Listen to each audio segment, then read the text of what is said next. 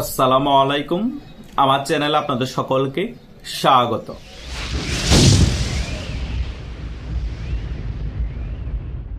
গতকালকেই ভারতের একটি সোর্স থেকে জানতে পেরেছি ভারতের প্রধানমন্ত্রী নরেন্দ্র মোদী এবং বাংলাদেশ আওয়ামী লীগের সভানেত্রী শেখ হাসিনার সাথে একটি আনঅফিসিয়াল বৈঠক হয়। এখন এই বৈঠকটি কেন? মূলত ভারতের প্রধানমন্ত্রী নরেন্দ্র মোদী শেখ হাসিনার শারীরিক কি অবস্থা সেটা তিনি দেখতে গিয়েছিলেন। এর প্রেক্ষিতে একটি বৈঠক হয়ে যায়। এখন এই বৈঠকটা কি খুবই গুরুত্বপূর্ণ বাংলাদেশ আওয়ামী লীগের জন্য? কোনো কি ভালো খবর আসছে? আজকে সে সকল বিষয় নিয়ে একটি গুরুত্বপূর্ণ আলোচনা করব। আপনারা আশা করছি শেষ পর্যন্ত ভিডিওটি দেখবেন, তাহলে সকল বিষয় ক্লিয়ার হয়ে যাবেন। প্রথমত, এই বৈঠকটি বাংলাদেশ আওয়ামী লীগের জন্য তেমন কোনো গুরুত্ব বহন করে না।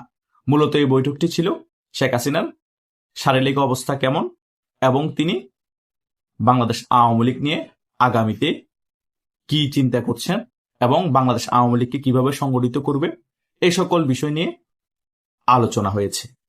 আর আরেকটি বিষয় হচ্ছে, ভারত সরকার কিন্তু এখন যে বিএনপি সরকার আছে সেই বিএনপি সরকারের সাথে সম্পর্ক মোটামুটি ভালো করে ফেলেছে এবং এই বিএনপি সরকারকে তারা স্বীকৃতিও দিয়ে দিয়েছে। তার মানে বোঝা যাচ্ছে ভারত সরকার এই বিএনপি সরকারকে খুব তাড়াতাড়ি ফেলে দিতে চাচ্ছে না এবং এই রেজিমও যে খুব তাড়াতাড়ি চেঞ্জ হয়ে যাক সেটাও চাচ্ছে না।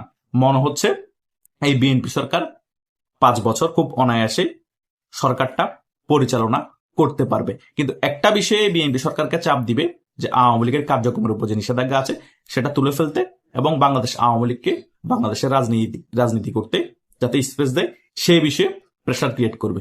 কিন্তু আমরা যে অনেক বিষয় চিন্তা করছি, ভারত আমাদেরকে বা বাংলাদেশ আওয়ামী লীগকে সাপোর্ট দিয়ে শেখ হাসিনাকে 1 মাসের মধ্যে বাংলাদেশে ফিরিয়ে আনবে এবং বাংলাদেশ আওয়ামী লীগকে আবার ক্ষমতায় বসানোর জন্য একেবারে অ্যাগ্রেসিভ ভূমিকা পালন করবে, সেটা সম্পূর্ণ ভুল। এবং শেখ হাসিনা এবং নরেন্দ্র মোদীর বৈঠকও কিন্তু এই সকল বিষয় নিয়ে কোনো আলোচনা হয়নি। জাস্ট এখন মূলত আলোচনা হচ্ছে বাংলাদেশ আওয়ামী লীগ কিভাবে বাংলাদেশের রাজনীতিতে ফিরবে এবং আবার বাংলাদেশ আওয়ামী লীগের রাজনীতি কিভাবে সচল করবে। এখন অনেকে বলতে পারে এই বিষয়টা তেমন কোনো সুসংবাদ না, অনেকে বলতে পারে এই বিষয়টা দুঃসংবাদ, যে যেভাবে নেন, কিন্তু এটাই রিয়েলিটি। বাংলাদেশ আওয়ামী লীগকে যদি বাংলাদেশের রাজনীতিতে আবার দাপটের সহিত ফিরতে হয়, নিজেদের সাথে সকল গ্রুপিং ভুলে সকলে একে অপরের সাথে কানেক্টেড হয়ে খুব শক্তিশালীভাবে সংগঠিত হয়ে রাজপথে নামতে হবে, আবার আন্দোলন সংগ্রাম করতে হবে। আরো অনেক ত্যাগ দেওয়ার পরে গিয়ে বাংলাদেশ আওয়ামী লীগ বাংলাদেশের রাজনীতিতে আগের মতো শক্তিশালী রূপে ফিরে আসবে এবং আবার ক্ষমতায় আসতে পারবে। ইন্ডিয়ার উপরও আমরা ভর করে আবার খুব ইজিলি ক্ষমতায় আসা সম্ভব হবে না। হয়তোবা ইন্ডিয়া কূটনীতিকভাবে বাংলাদেশের গণতান্ত্রিক প্রক্রিয়া ফিরিয়ে আনার জন্য আমেরিকা সহ একটি বাংলাদেশের গণতান্ত্রিক রাজনীতির ব্যালেন্সের জন্য আওয়ামী লীগের রাজনীতি সচল করার ক্ষেত্রে সহযোগিতা করতে পারে এবং সচল হওয়ার পরে হয়তো 5 বছর বিএনপি শাসন করবে, এরপরে একটি নির্দলীয় তত্ত্বাবধায়ক সরকার নির্বাচন হবে, তখন হয়তোবা কূটনীতিকভাবে খেলা খেলতে পারে আওয়ামী লীগকে ক্ষমতায় আনার জন্য। সেটা আরো 5 বছর হয়তোবা অপেক্ষা করতে হতে পারে। আমি আপনাদেরকে বলেছি নির্বাচনের পরে বিএনপির অ্যাক্টিভিটি দেখে এবং ভারতের অ্যাক্টিভিটি দেখে এই বিএনপি এবং ভারত কি ধরনের সম্পর্ক হয় তাদের মধ্যে, সেটা দেখে বোঝা যাবে আওয়ামী লীগ 5 বছর পরে ফিরবে নাকি 5 মাস পরে ফিরবে এবং বিএনপি সরকার 5 বছর দেশ পরিচালনা করতে পারবে নাকি 5 বছরের ভিতর রেজিম চেঞ্জ হয়ে যাবে। কিন্তু ভারতের অ্যাক্টিভিটি দেখে মনে হচ্ছে বিএনপি 5 বছর দেশ পরিচালনা হয়তো বা টেনে টুনে করে ফেলতে পারে, কারণ ভারত এখন বিএনপি সরকারের সাথে কাঁধে কাঁধ রেখে সম্পর্ক ভালো করে ফেলেছে এবং আওয়ামী লীগকে খুব তাড়াতাড়ি যে ক্ষমতায় বসাবে বা বসানোর জন্য উঠে পড়ে লেগেছে ভারত, সেটাও মনে হচ্ছে না। এবং শেখ হাসিনা এবং নরেন্দ্র মোদীর এই আনঅফিসিয়াল বৈঠকের মধ্যে এই সকল বিষয় নিয়েও তেমন কোনো আলোচনা হয়নি। ওই বৈঠকের মধ্যে প্রায়োরিটি ছিল শেখ হাসিনার শারীরিক অবস্থা কেমন এবং বাংলাদেশ আওয়ামী লীগকে আবার রাজনীতি কিভাবে ফিরানো যায় এবং আওয়ামী লীগ কিভাবে সংগঠিত হচ্ছে, এই সকল বিষয় ওই আলোচনার মধ্যে ছিল। তাই বাংলাদেশ আওয়ামী লীগের কর্মীরা রাশিয়া কিছু করবে, ভারত কিছু করবে, আমেরিকা কিছু করবে, এই সকল বিষয়গুলো একেবারে ভুলে যান। এই সকল বিষয়গুলো একেবারে ভুলে গিয়ে কিভাবে সংগঠিত হতে পারবেন, নিজেরা একত্রিত হয়ে সেদিকে ফোকাস দেন। সেদিকে ফোকাস দিলে বাংলাদেশ আওয়ামী লীগ যেখানে 5 বছর পরে ফেরার কথা, সেখানে বাংলাদেশ আওয়ামী লীগ 6 মাস 1 বছরের মধ্যে ফিরতে পারবে। এটাই বাংলাদেশ আওয়ামী লীগের জন্য মঙ্গলজনক হবে। এই বিষয়টা আমি আরো 5 থেকে 6 মাস আগেও বলেছিলাম, কিন্তু এই সকল বিষয়গুলো আপনারা কেউ গুরুত্ব দেন না। আপনারা মনে করেন ভারত কূটনীতিকভাবে খেলা দেখিয়ে রাশিয়া সহ সিস্টেমেটিক ভাবে আওয়ামী লীগকে আবার ক্ষমতায় বসিয়ে দিবে, শেখ হাসিনাকে আধ্যাত্মিকভাবে বাংলাদেশে পাঠিয়ে দিয়ে শেখ হাসিনাকে আবার ক্ষমতার চেয়ারে বসিয়ে দিবে। ভাই, রাজনীতি এত সোজা বিষয় না। একদিনের ভিতরে যেভাবে খেলা ঘুরে যেতে পারে, আবার একটু মিস্টেক হলে সেটা 10 বছরও পার হয়ে যেতে পারে।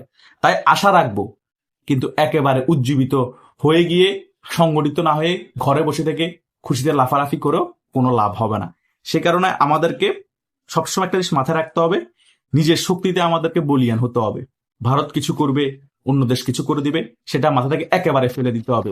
সেটা যদি হয়ও বা তারা সহযোগিতা করো, সেটা এক্সট্রা বোনাস হিসেবে আমাদের নিতে হবে। সেই জিনিসটা যদি আমরা মাথা রেখে আগামীতে আমরা এগিয়ে যাই এবং সকল গ্রুপিং ভুলে গিয়ে সংগঠিত হতে পারি, তাহলে বাংলাদেশ আওয়ামী লীগকে কেউ ঠেকাতে পারবে না এবং কারো সহযোগিতা ছাড়াই বাংলাদেশ আওয়ামী লীগ বাংলাদেশের রাজনীতিতে আবার আগের থেকে 10 গুণ শক্তি নিয়ে ফিরে আসতে পারবে। শেখ হাসিনা বাংলাদেশে ফিরে আসুক বা না আসুক, অন্তত শেখ হাসিনার যে 2 পুত্র আছে, সজীব ওয়াজেদ জয় এবং সাইমা ওয়াজেদ পুতুল, তিনি এই দুজনকে অন্তত বাংলাদেশে পাঠাতে পারবে এবং বাংলাদেশের রাজনীতি অন্তত আওয়ামী লীগের সচল হবে এবং সচল হলে বাংলাদেশ আওয়ামী লীগ সারা বাংলাদেশে আবার উজ্জীবিত করতে পারবে বাংলাদেশ আওয়ামী লীগের সাধারণ কর্মীদেরকে। আর বাংলাদেশ সাধারণ কর্মীরা, বাংলাদেশ আওয়ামী লীগের তৃণমূল কর্মীরা উজ্জীবিত হলেই বাংলাদেশ আওয়ামী লীগ আবার আগামী নির্বাচনে বিপুল আসন পেয়ে ক্ষমতায় আসতে পারবে। সো আমি বাংলাদেশ আওয়ামী লীগের যে সকল তৃণমূল কর্মী আছে তাদের উদ্দেশ্যে বলছি, আপনারা সকল আশা বাদ দিয়ে দেন কোন দেশ কি করবে। নিজেরা সকল গ্রুপিং ভুলে গিয়ে একে অপরের সাথে যোগাযোগ করুন, নিজেরা সংগঠিত হন। সংগঠিত হয়ে কিভাবে রাজপথে নামতে পারবেন, কিভাবে আগামী নির্বাচনের জন্য প্রস্তুতি নিতে পারবেন, কিভাবে স্থানীয় নির্বাচনের জন্য প্রস্তুতি নিতে পারবেন, সেদিকে ফোকাস দেন। আর সেটাই বাংলাদেশ আওয়ামী লীগের জন্য মঙ্গলজনক হবে। তাছাড়া অনেক খেলাই ঘটবে, অনেক কিছুই হবে, কিন্তু বাংলাদেশ আওয়ামী লীগ ক্ষমতায় আসতে পারবে না। এভাবে করে সময় পার হবে। এভাবে করে যাতে সময় পার না হয়, আপনারা আগে থেকে সকল কিছু গুছিয়ে নিতে হবে। এটাই হচ্ছে আমার শেষ কথা। এই দিকে যদি ফোকাস দেন তাহলে বাংলাদেশ আওয়ামী লীগের ভবিষ্যৎ ভালো, আর যদি এই দিকে ফোকাস না দেন বাংলাদেশ আওয়ামী লীগের ভবিষ্যৎ খারাপ, ক্ষমতায় আসতে অনেক সময় লেগে যাবে। এটা রিয়েলিটি, কেউ মানেন আর না মানেন। নরেন্দ্র মোদীর সাথে শেখ হাসিনা আরো বৈঠক হবে, আওয়ামী লীগের শীর্ষ পর্যায়ে নেতাদের সাথে বৈঠক হবে, আমেরিকা অনেক বক্তব্য দিবে, ভারতও বক্তব্য দিবে, কিন্তু দিন শেষে ফলাফল জিরো হবে।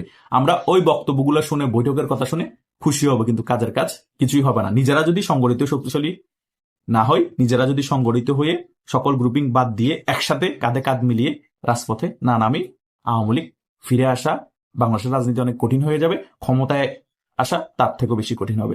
আশা করছি এই আলোচনায় মোটামুটি আপনারা অনেক কিছু বুঝতে পেরেছেন। তবুও কোনো কনফিউশন থাকলে আমার কমেন্ট বক্স খালি আছে, কমেন্ট বক্সে কমেন্ট করতে পারেন, আমি উত্তর দেওয়ার চেষ্টা করব। ধন্যবাদ সকলকে।